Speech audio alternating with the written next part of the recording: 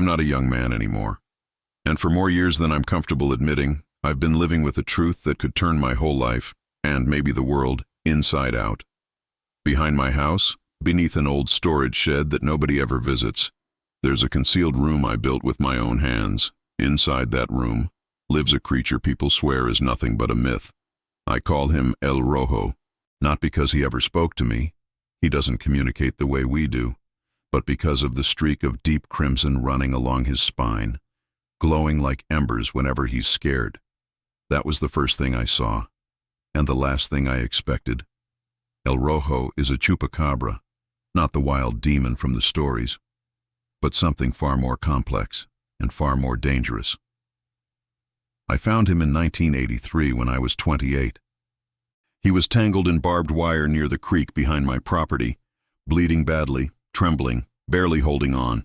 And for reasons I still can't fully explain, I didn't run, I didn't scream. I helped him. And that's when I realized two terrifying things. If I didn't help it, it would die. And if anyone found out what I'd found, I'd be next. The West Texas sun was a malevolent eye in the sky, baking the scrubland into a mosaic of cracked earth and stubborn mesquite. Elias Vance, then a lean, haunted man of 28, wiped the sweat from his brow with a grease-stained forearm. He was a mechanic by trade, a recluse by choice, living on the last 50 acres of his family's failed ranch, a desolate, beautiful place that felt like the end of the world. It was the silence that first alerted him. Not the absence of sound, but the wrong kind of silence. A strained, unnatural hush that had fallen over the usual cacophony of cicadas and distant highway drone. He was checking the perimeter fence, a futile, decades-long battle against the elements, when he heard it. A low, guttural sound, not a howl, but a sound of profound, agonizing distress.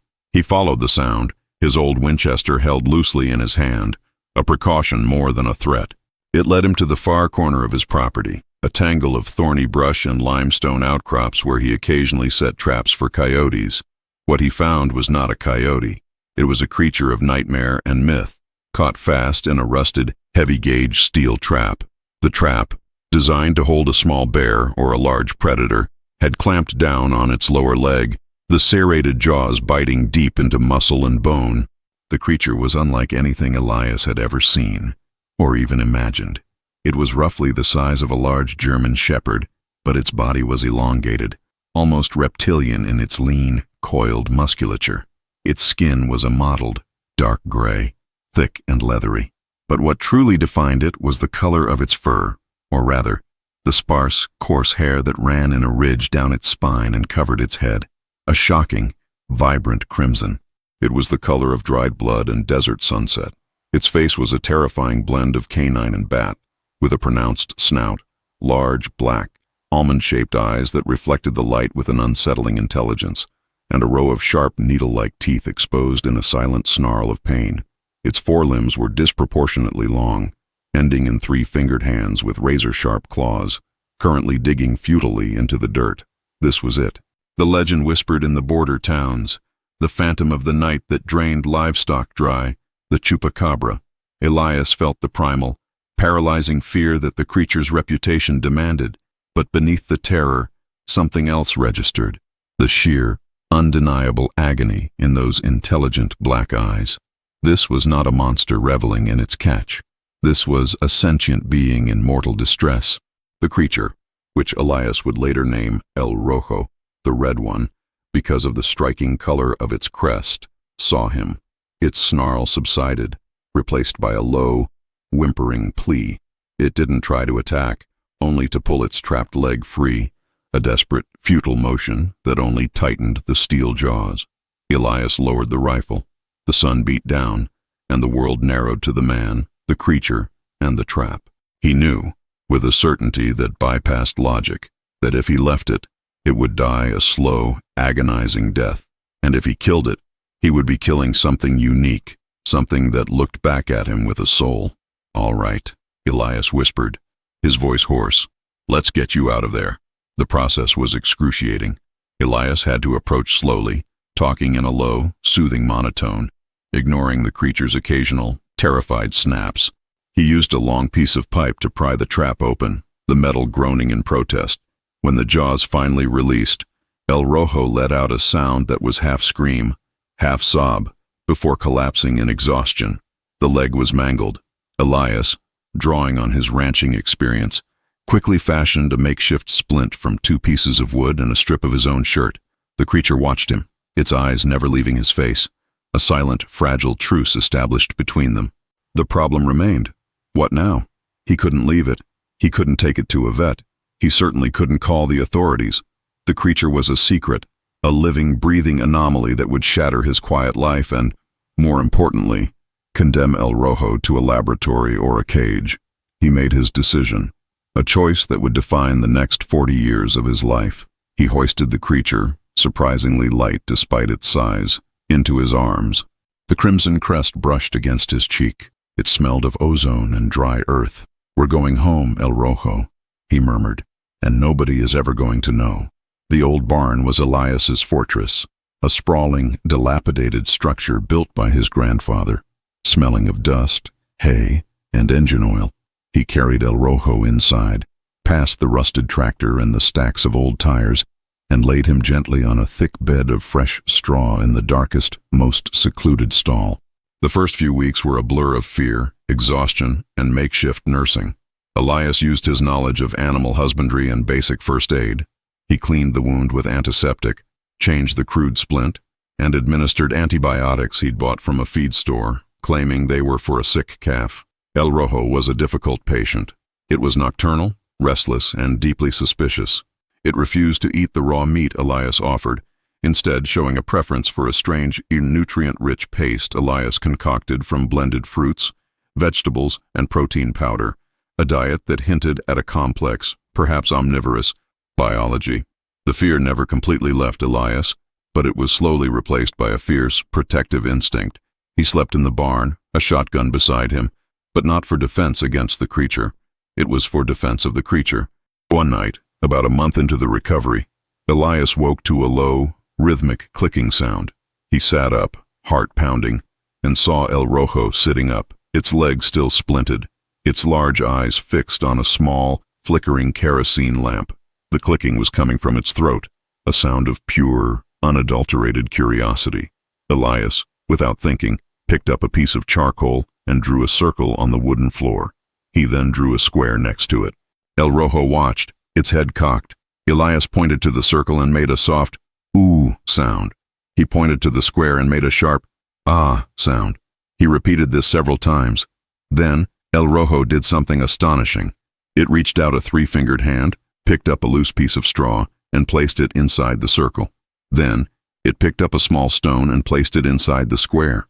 It was a simple act of categorization, but it was a profound communication. Elias felt a wave of awe wash over him. This was not an animal. This was a person. He began to adapt the barn. He installed a heavy-duty lock on the main door and boarded up all the windows, leaving only small, high vents for ventilation. He lined the stall with thick, sound-dampening blankets and installed a complex system of mirrors and periscopes so he could monitor the surrounding property without leaving the barn. The greatest challenge was the light. El Rojo seemed sensitive to bright light, preferring the dim, cool shadows. Elias installed a series of low-wattage, red-spectrum bulbs, creating a perpetual twilight that was soothing to the creature. The secret was a heavy cloak, suffocating Elias's social life. He stopped going into town except for essential supplies. His neighbors, few and far between, grew accustomed to the sight of the reclusive Elias Vance, his truck always parked near the barn, his property increasingly overgrown and unkempt. They simply assumed he was eccentric, perhaps a little mad. They were half right. The communication evolved rapidly. Elias realized that El Rojo was a visual and tactile learner. He abandoned the verbal sounds and focused on symbols. He began using large, laminated cards with simple illustrations. A sun, a moon, a glass of water, a piece of fruit. El Rojo quickly grasped the concept. It would point to the water card when thirsty, or the sleep card when it retreated to its nest. Soon, it began to combine the cards, creating simple sentences. Moon plus water. I want water at night. Elias plus food plus good. Thank you for the meal. The creature, which Elias now thought of as a companion, not a captive, was highly intelligent, with a dry, almost mischievous sense of humor. Once, when Elias was struggling to fix a broken hinge, El Rojo pointed to the frustrated card, then pointed to the Elias card, and then pointed to the laugh card. Elias couldn't help but laugh. The need for movement became paramount. El Rojo was healing, but the confinement was taking a toll. Elias knew he had to provide a safe outdoor space. The construction of the Bajo, the underground sanctuary, was a monumental 4-year project of back-breaking labor. Elias used the old, abandoned well shaft as a starting point. Working only at night, using hand tools and a small, muffled generator, he dug a tunnel system that led from the barn stall to a camouflaged, fenced-in enclosure deep in the scrubland. The tunnel was reinforced with salvaged timber and concrete, a cool, dark artery connecting the two worlds. The enclosure was a masterpiece of camouflage, covered with netting, native plants, and a false roof of corrugated iron disguised with dirt and brush. From the air, it looked like nothing more than a natural rock formation. The first time El Rojo used the tunnel, it was hesitant, but once it emerged into the cool night air of the enclosure, it let out a sound of pure joy, a high-pitched, chittering sound that Elias would come to associate with happiness. It ran, it leaped, it dug in the dirt, its crimson crest glowing faintly in the moonlight, a low, subtle bioluminescence that seemed to be a function of its mood or excitement. The relationship deepened into a profound, almost telepathic bond. Elias's life was now entirely structured around El Rojo's needs. He became a master of deception, a paranoid sentinel. He installed motion sensors, infrared cameras, and even a small, illegal radio jammer to ward off any potential surveillance. He learned to read the subtle shifts in the desert wind, the distant sounds of vehicles, the flight patterns of birds, anything that might signal a threat. The secret was no longer a burden. It was the core of his existence. El Rojo was his family, his purpose, the silent, intelligent witness to his solitary life. He had saved a creature of myth, and in doing so, that creature had saved him from the crushing loneliness of his own self-imposed exile. The first serious threat came in the summer of 1998. Elias was in the barn, repairing a small section of the tunnel reinforcement, when the motion sensors screamed a silent warning on his console. Not a coyote, not a deer. Something larger, moving too fast, too deliberately. He scrambled to the observation post, a hidden crawl space in the barn roof, and peered through the periscope. High above, a sleek, black, unmanned aerial vehicle, a drone, was making slow, methodical passes over his property. It was too advanced for a civilian model, too quiet for a military one. It was the shadow of the state, a silent, technological eye. Elias immediately activated the radio jammer, a crude device he'd built from scavenged parts. The drone hesitated, its flight path stuttering, before it veered away, seemingly confused by the sudden electronic interference. The incident was a chilling confirmation of Elias's deepest fears. They knew, or at least they suspected. The government, the federates of the local legends, were watching. The Chupacabra sightings, the strange livestock mutilations that occasionally plagued the region, they weren't just folklore. They were a cover for something real, something the government was actively trying to suppress or capture. Elias doubled down on security. He spent the next year fortifying the Bajo, lining the walls with lead sheeting to block any potential ground-penetrating radar or thermal imaging. He installed a complex, multi-stage air filtration system, fearing chemical or biological surveillance. He even began to train El Rojo in emergency protocols, a series of gestures and card commands that meant immediate retreat to deep bunker. El Rojo, sensing Elias's anxiety, became a partner in the defense. Its bioluminescence, usually a soft crimson glow, would dim to a dull ember when it sensed danger, a subtle, internal alarm system. It would often sit by the tunnel entrance, its large eyes fixed on the outside world, a silent sentinel. The close calls continued. Once, a team of men in unmarked SUVs showed up, claiming to be surveying for a new pipeline. Elias, playing the role of the grumpy, armed recluse, chased them off with a volley of threats and a well-placed warning shot into the dirt. They left, but the look in the lead man's eyes, a cold, calculating assessment, told Elias they would be back. The secret was no longer just a bond of friendship. It was a war, a decades-long siege against the forces of official curiosity and scientific exploitation. Elias was fighting for El Rojo's freedom, and in a strange way, for his own. The years settled into a rhythm. Elias would work on his truck repairs during the day, the noise of the wrench and the grinder a comforting cover for the secret life in the barn. At night, he would descend into the barrio, bringing food, fresh water, and the latest batch of laminated cards. El Rojo's personality blossomed in the safety of the sanctuary. It was a creature of deep, quiet affection. It would often rest its head on Elias's lap, its rough, leathery skin surprisingly warm. It loved to play games, simple hide-and-seek in the tunnel system, or a complex version of three-card Monte using its symbol cards. Its intelligence was undeniable. Elias began to introduce more complex concepts: morality, history, the nature of the outside world. El Rojo showed a keen interest in the stars, often sitting in the enclosure, gazing up at the vast, unpolluted Texas sky. Elias would point out constellations, and El Rojo would use its claws to trace the patterns in the dirt, its own unique, silent commentary on the cosmos. The creature's unique abilities were subtle but profound. Beyond the bioluminescence, it seemed to possess an uncanny empathy.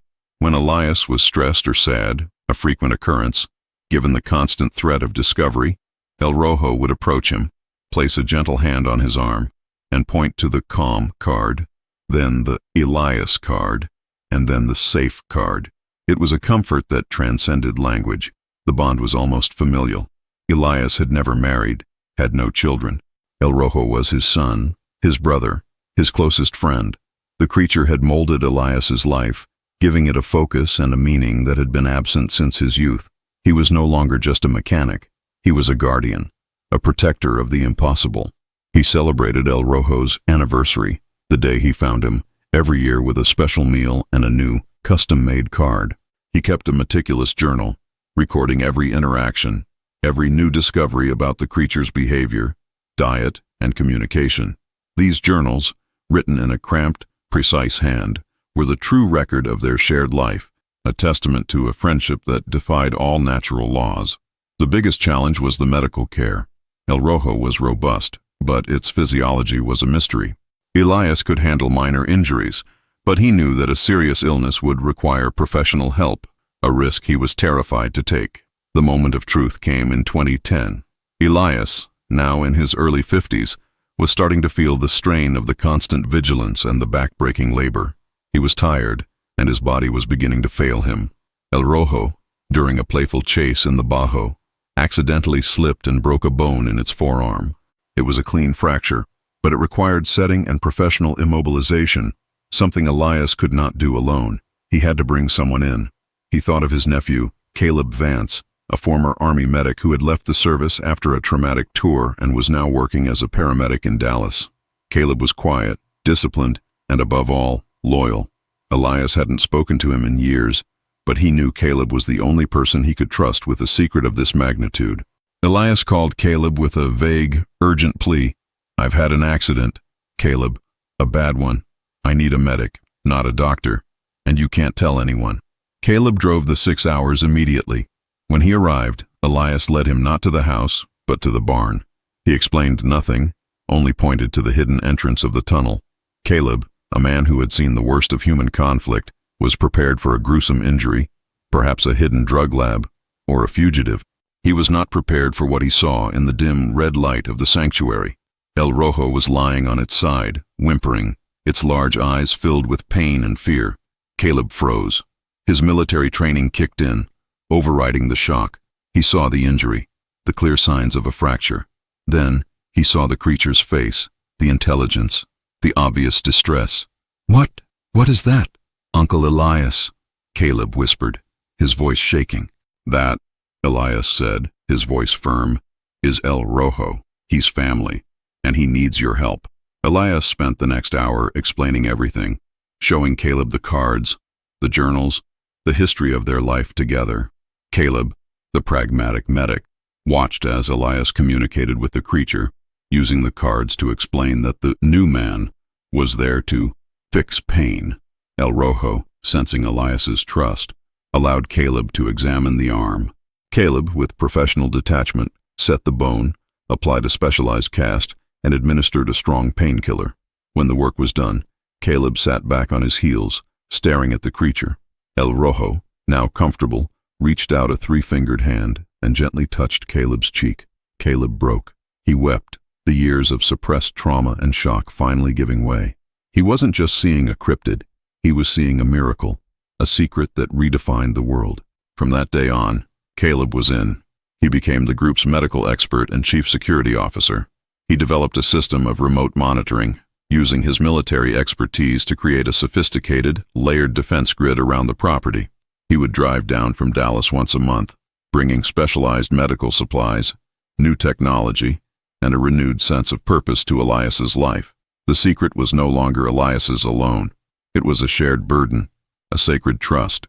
The next critical turning point came in 2014. El Rojo, now an elderly creature by unknown standards, began to show signs of a mysterious, debilitating illness, a slow, systemic failure that Elias and Caleb could not diagnose. Caleb knew they needed a specialist, someone who understood exotic animal physiology, but who also possessed the ethical fortitude to keep the secret. He found her in a dusty, forgotten corner of the internet. Dr. Sofia Reyes, a brilliant but disgraced cryptozoologist and veterinary pathologist. Dr. Reyes had been drummed out of academia for her controversial moaning but meticulously researched theories on the genetic viability of cryptids. She was working in a small, private practice in New Mexico, treating everything from iguanas to exotic birds. Caleb approached her with a cryptic message. "I have a patient with an unknown, non-mammalian physiology. The case is unprecedented, and the need for absolute secrecy is non-negotiable. The patient's life depends on your discretion." Sophia, intrigued and desperate for a chance to prove her life's work, agreed to the blind consultation. When she arrived at the Vance Ranch, she was subjected to a rigorous security protocol, blindfolds, multiple vehicle changes, and a non-disclosure agreement that threatened her with ruin. When the blindfold was removed in the dim red light of the Bajo, Sofia Reyes didn't scream, or faint, or reach for a camera. She simply dropped to her knees, tears streaming down her face, a look of profound, religious awe on her face. "El Rojo," she whispered, recognizing the creature from the blurry, sensationalized photos she had studied for years. "It's real." Sophia quickly diagnosed the illness, a rare age-related metabolic disorder, exacerbated by a lifetime of a non-native diet. She developed a complex treatment plan involving specialized nutrient injections and a carefully calibrated light therapy regimen. But her involvement changed the nature of the secret. Sophia was a scientist. She saw not just a friend, but a priceless, singular opportunity to rewrite biology. "Elias," she said one night, after El Rojo had stabilized, "we can't just keep him alive. We have to document him, rigorously, ethically, for the world, when the time is right." Elias resisted. He feared the exposure, the inevitable storm, but Sophia appealed to his sense of duty. "You saved his life, Elias. Now, you have to save his legacy. If he dies, and no one knows, it will be as if he never existed. The government will continue to lie. The truth will die with him." He finally agreed, but with one condition. The documentation would only be released after El Rojo's death, and only if the creature itself consented. The systematic documentation began in 2019. It was a clandestine, multi-year project of scientific espionage. Sophia managed the biological and behavioral data. She took minute blood and tissue samples, developed a non-invasive imaging system to study El Rojo's unique circulatory and skeletal structure, and recorded hours of behavioral patterns. Her findings were revolutionary. El Rojo was a highly evolved, terrestrial hominid, a distinct branch of the evolutionary tree, not an alien or a mythological beast. The reptilian features were a result of a unique, cold-blooded adaptation to the arid environment. Caleb managed the technology and security. He installed a high-definition, military-grade camera system throughout the Bajo, recording El Rojo's every move. He digitized Elias's decades of journals, creating a searchable, cross-reference database of their life together. They needed an archivist, someone to manage the narrative, the ethical presentation of the data, and the eventual public release. Caleb reached out to Jenna Hayes, a local journalist he knew from his paramedic days, a sharp, ethical writer who had a reputation for chasing the stories the major outlets ignored. Jenna was the last to be brought into the circle. She spent weeks in the Bajo, not documenting, but simply observing. She learned the card language. She saw the affection between Elias and El Rojo, and she understood the profound human story at the heart of the scientific anomaly. Jenna's role was to create the Vance Archive, a meticulously curated collection of photos, videos, scientific papers, and Elias's personal diaries. She crafted the narrative, focusing on the 40-year friendship, the ethical responsibility of the secret now, and the scientific significance of the discovery. El Rojo, now in its final years, was a willing participant. It seemed to understand the gravity of the project. When Sophia would take a sample, El Rojo would point to the help card, then the world card, then the truth card. It was a final, profound act of communication. Help the world understand the truth. The group, Elias, Caleb, Sophia, and Jenna, became a tight-knit, almost religious order, bound by the secret and the shared purpose of protecting El Rojo's legacy. By 2023, El Rojo was visibly aging. Its crimson crest had faded to a dull rust. Its movements were slow, and its bioluminescence was a rare, flickering thing. Sophia estimated its lifespan to be around 45 to 50 years, and El Rojo was approaching the end of its natural cycle.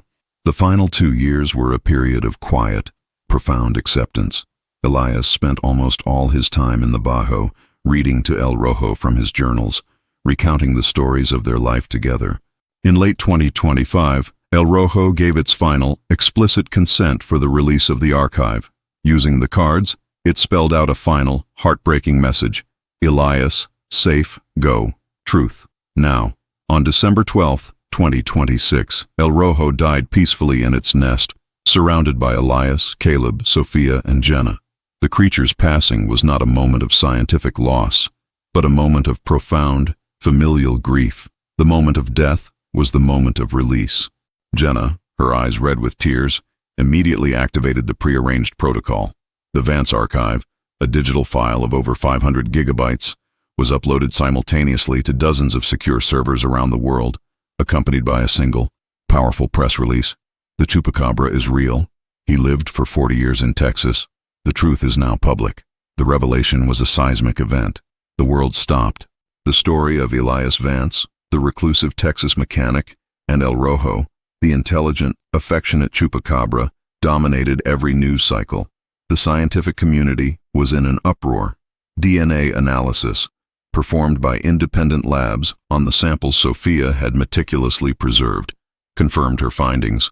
El Rojo was a previously unknown hominid species, a biological anomaly that shattered the established timeline of human evolution. The government's response was immediate and chaotic. Within hours of the archive's release, the Vance Ranch was surrounded by a massive contingent of federal agents, FBI, Homeland Security, and a specialized unit from the Department of Defense. The agents, led by a grim, unyielding man named Director Hayes, demanded the immediate surrender of the remains.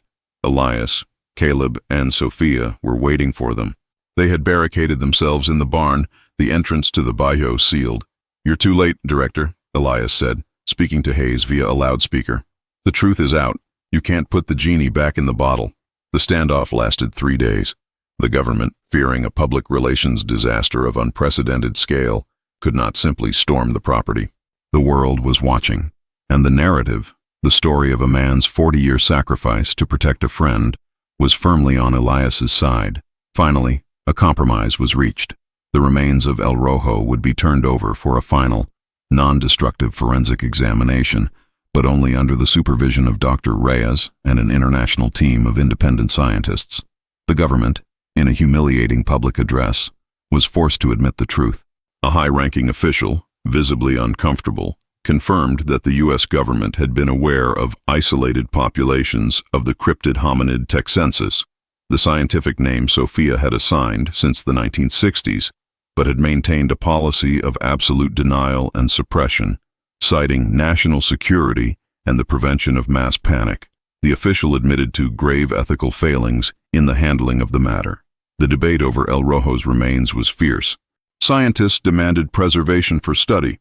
Religious groups demanded a proper burial. The public, moved by Elias's story, demanded respect for the creature's life. Ultimately, The decision was guided by Elias's journals and El Rojo's final communications. The creature had lived a life of freedom and dignity, and it deserved a dignified end. After the forensic examination, which confirmed El Rojo's unique biology and provided a wealth of new data, the government agreed to the group's request. El Rojo would be cremated, and its ashes would be scattered on the exact spot in the scrubland where Elias had found him 40 years earlier. The ceremony was private, attended only by Elias, Caleb, Sophia, and Jenna. As Elias scattered the ashes, a faint crimson dust against the dry Texas wind, he felt a final, profound sense of peace. The Vance archive, including Elias's handwritten journals, was officially archived in the Smithsonian National Museum of Natural History, not as a collection of cryptozoological artifacts, but as a testament to human cryptid friendship and a historical record of government secrecy. The years following the revelation were marked by a profound shift in environmental and ethical policy. The existence of cryptid hominid texensis, now simply called the Vance Chupacabra, led to the creation of vast protected ecological zones in the Southwest, areas where the government admitted other individuals might still exist. New laws were passed, granting unprecedented protections to unknown species, recognizing their right to existence and freedom. Elias Vance, the accidental hero, became a global icon, but he wanted none of it. He sold the ranch to a newly formed non-profit foundation dedicated to the protection of the Vance Chupacabra, ensuring the Bajo would remain a protected sanctuary. He moved to a small and isolated cabin in the mountains of New Mexico, seeking the quiet solitude he had lost. He was now 68, his body worn out by the decades of labor and stress. Caleb, now a wealthy man from the sale of the property and the rights to the archive, dedicated his life to the foundation, using his security expertise to monitor the new protected zones. Dr. Sophia Reyes was reinstated to the highest levels of academia. Her work on El Rojo, the foundation of a new field of study, cryptid ethics and physiology. Jenna Hayes published a Pulitzer-winning book, The Red Secret, based on Elias's journals, ensuring the story of the man and the creature would never be forgotten. In 2030, Elias sat on the porch of his cabin, watching the sunset paint the mountains in shades of orange and crimson. He was a recluse, but he was not lonely. He had sacrificed his youth, his social life, and his peace of mind for 40 years. He had fought the government, defied science, and risked everything. He closed his eyes, and in the silence, he could still hear the faint, joyful chittering of El Rojo, the sound of a friend running free in the night. Despite all the sacrifices, the fear, and the chaos, Elias knew one thing with absolute certainty. Protecting El Rojo had given his life its only true meaning.